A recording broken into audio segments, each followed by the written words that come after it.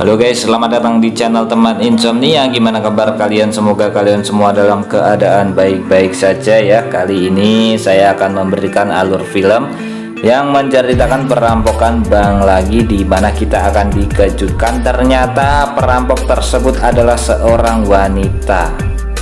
Sebelum masuk ke alur filmnya, kita nyalakan bomnya dulu guys.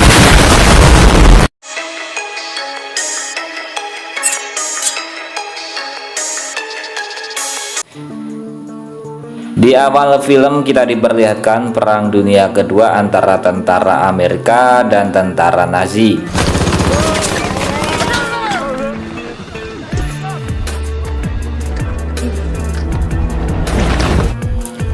Kemudian scene berpindah di kota New York. Ada seorang wanita bernama Ariel memasuki sebuah bank untuk melakukan aksi perampokan bersama dengan temannya yang baru saja tiba dengan menyamar sebagai petugas pembasmi hama.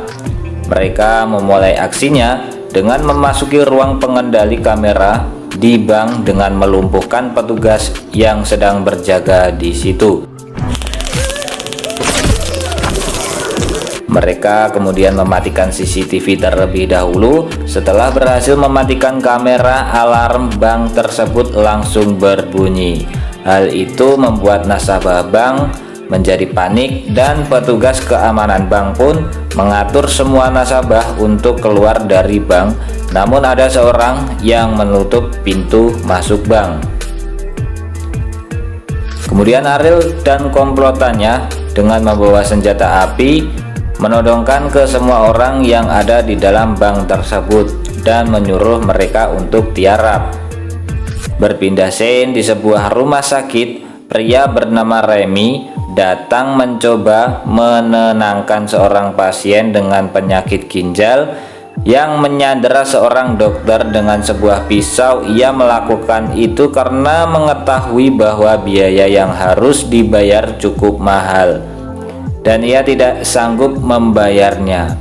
Cukup lama Remy mengajak pasien itu bernegosiasi. Tiba-tiba pasien tersebut jatuh pingsan karena ternyata pasien tersebut sudah diberi obat bius. Sebelum itu Remy hanya mengulur waktu untuk membuat obatnya bekerja. Kemudian berpindah scene di mana seorang negosiator wanita bernama Brian Stewart sedang mengajar di kelas. Ia mendapat informasi bahwa sedang terjadi perampokan di Bank Federal. Atasannya memberikan perintah agar Stewart menangani kasus ini.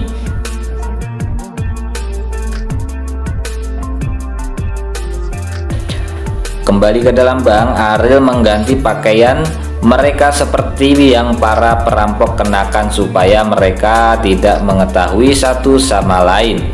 Lalu ia meminta seorang manajer bank untuk membuka gerbang berangkas yang mana di sana terdapat tumpukan emas. Kemudian meminta manajer bank untuk membuka sebuah pintu besi yang berada di pojok, di mana di balik pintu itu terdapat beberapa pintu yang di dalamnya berisi emas Nazi peninggalan perang ketika Amerika bertempur dengan Nazi pada tahun 1945.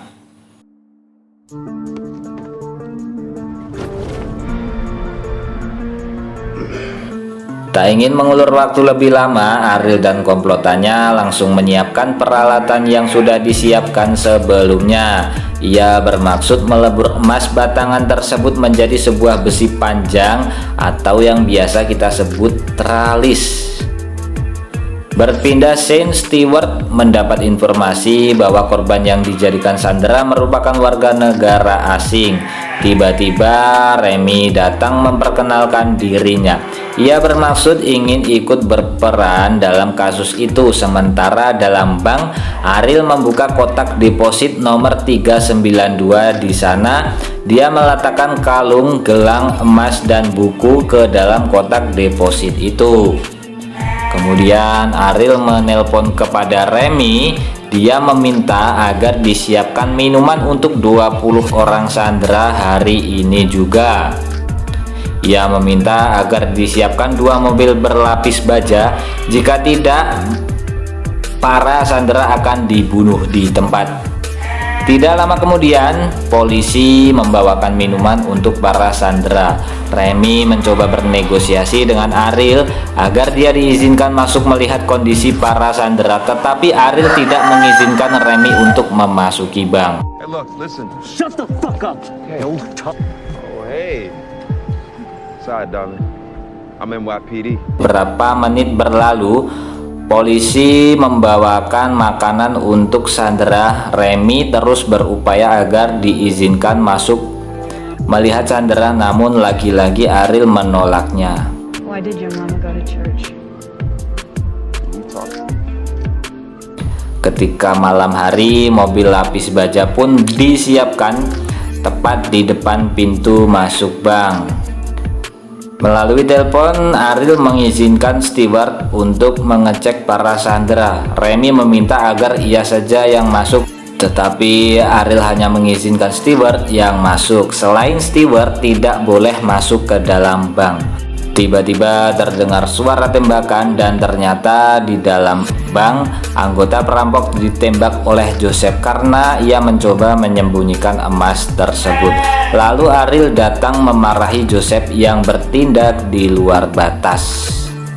Berpindah scene di mana akhirnya steward memberanikan diri untuk masuk ke dalam bank dengan dilengkapi kamera kecil di bajunya untuk memastikan semua sandera dalam kondisi baik-baik saja. Di dalam mobil, Remy dan petugas hanya menyaksikan melalui CCTV dan memastikan para sandera dalam keadaan baik-baik saja. Dan tiba-tiba Ariel menyuruh steward untuk mengganti pakaiannya, dan Ariel bermaksud untuk menyandera steward. Remy yang melihat hal itu langsung khawatir dan marah besar. Remy kemudian menelpon Ariel dan menyuruh Ariel agar melepaskan steward. Ariel akan melepaskan steward ketika sudah di bandara dan telepon pun ditutup.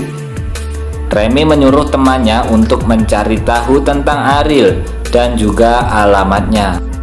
Di kota Berlin, Jerman, kemudian kita diperlihatkan dengan seorang lelaki dengan tato lambang Nazi memasuki ruangan dengan membawa seseorang yang ditutup kepalanya. Sementara di dalam bank, Ariel memasukkan steward ke dalam sebuah ruangan. Kemudian Ariel dan Joseph mendapatkan sebuah pesan WhatsApp dari seseorang bahwa ada 2 tentara SWAT menerobos melalui atap bangunan. Joseph bergegas pergi menghadapi para tentara tersebut. Dengan badannya yang tinggi besar, Joseph pun berhasil mengalahkan tentara SWAT itu. Kemudian ia membawanya ke dalam gedung bank. Ariel kemudian menelpon Remy melalui video call agar Remy menyaksikan apa yang akan dilakukan terhadap kedua tentara tersebut. Remy menjelaskan bahwa bukan dia yang mengirimkan tentara SWAT itu, tapi malang kedua tentara itu pun ditembak. Joseph dan Ariel mengeluarkan tentara itu dalam keadaan sekarat. Kemudian Remy meminta penjelasan kepada Ariel untuk apa mobil berlapis baja jika Ariel berupaya kabur dengan menggali terowongan. Ia mengatakan mobil tersebut akan ia gunakan untuk memuat emas dan para sandera. Kemudian kita diperlihatkan tayangan beberapa minggu sebelumnya ada aksi perampokan di malam hari di kediaman rumah Ariel. Joseph dengan temannya menerobos masuk ke dalam dan berupaya menangkap Ariel dan kakaknya bernama Dalton Russell. Di balik penangkapan itu ada Dirty Case yang merupakan anak dari Arthur Case. Ia bermaksud untuk balas dendam atas perampokan emas Nazi milik ayahnya pada saat Perang Dunia Kedua tahun 1945. Dirty Case meminta Ariel untuk merampok emas Nazi dan Case menyandera kakaknya. Dengan sangat terpaksa Ariel merampok bank supaya kakaknya tidak dibunuh oleh Dirty Cash. Kembali ke dalam bank setelah selesai membuat lubang, gak ada angin, gak ada hujan, Joseph tiba-tiba membunuh temannya sendiri. Joseph menganggap orang itu merupakan warga Amerika asli yang sudah tidak diperlukan lagi. Ariel kembali datang untuk memarahi Joseph, akan tetapi Joseph mengancam balik dan menyuruh Ariel segera menyelesaikan perampokan itu.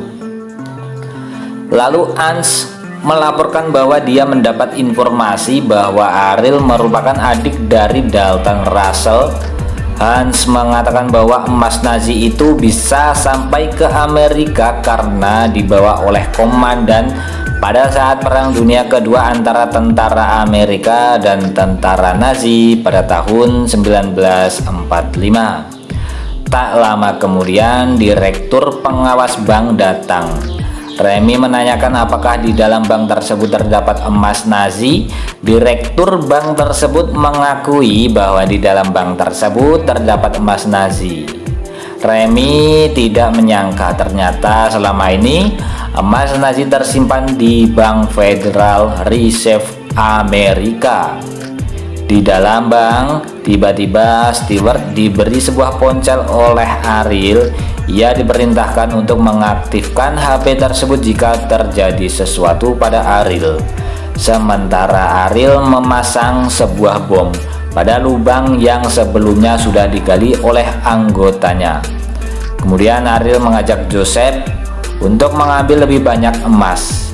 Namun ternyata Ariel menjebak Joseph agar dia terkurung di dalam ruangan itu. Hal itu ia lakukan karena Joseph yang sudah menangkap kakaknya, dan tiba-tiba terjadi ledakan bom yang sangat dahsyat.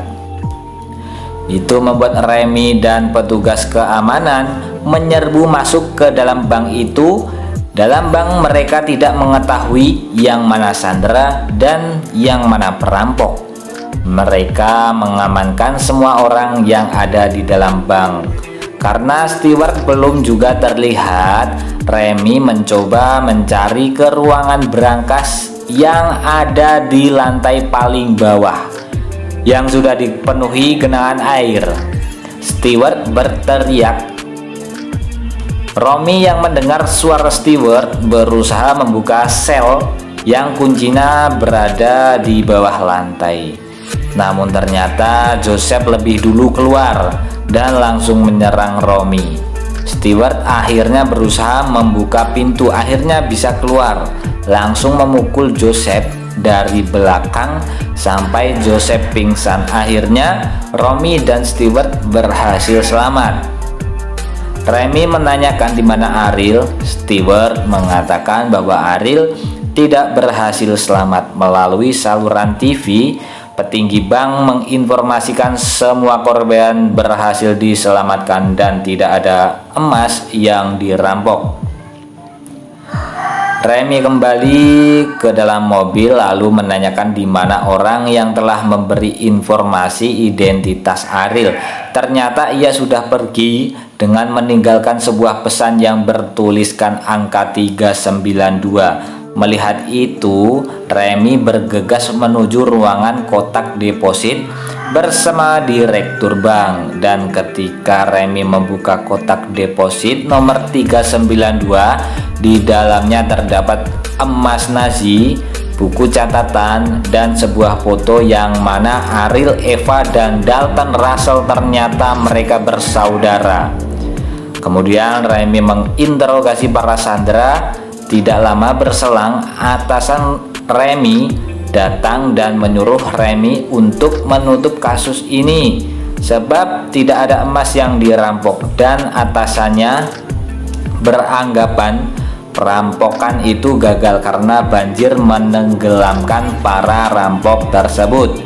Sementara di dalam bank, petugas pembersih mulai membersihkan puing-puing reruntuhan, sedangkan Remy yang penasaran dengan pesan yang ditinggalkan Ariel, yang memperhatikan foto-foto barang bukti itu. Ia menyadari sebuah petunjuk dan ia bergegas pergi ke bank dan mencoba mencari puing-puing bangunan. Karena temannya tidak mengerti apa yang dilakukan Remy menjelaskan bahwa perampok itu melebur emas batangan menjadi sebuah teralis yang di situ menyampur dengan puing-puing bekas reruntuhan bangunan tersebut. Dan ternyata tukang pembersih itulah perampoknya. Nah, jika kalian perhatikan, perampoknya adalah orang-orang yang membersihkan puing-puing tersebut. Melalui pesan WhatsApp, Stewart mengajak Remy untuk bertemu di sebuah tempat. Sementara Stewart dengan petunjuk yang diberikan Ariel menuju lokasi yang diberikan Ariel. Di sana terdapat sebuah mobil dengan kode untuk membuka. Saat dibuka, ternyata isinya merupakan barang perampokan yang di dalamnya terdapat emas Nazi yang sudah dilebur tadi. Tak lama berselang datang Dirty Case menanyakan di mana Ariel. Stewart mengatakan bahwa Ariel sudah tewas, namun nyatanya Dirty Case melanggar janjinya dan membunuh kakaknya Ariel. Kemudian Remy dengan agenda lainnya datang dan langsung merasa bersalah karena dia tidak dapat membantu menyelamatkan kakaknya Ariel. Stewart menjelaskan pada Remy bahwa dia bekerja sama dengan Ariel untuk menangkap Dirty Case dan berusaha membebaskan kakaknya Ariel. Namun naas, kakak Ariel yang kita kenal dengan Dalton Russell itu dibunuh oleh Dirty Case. Dan film pun berakhir.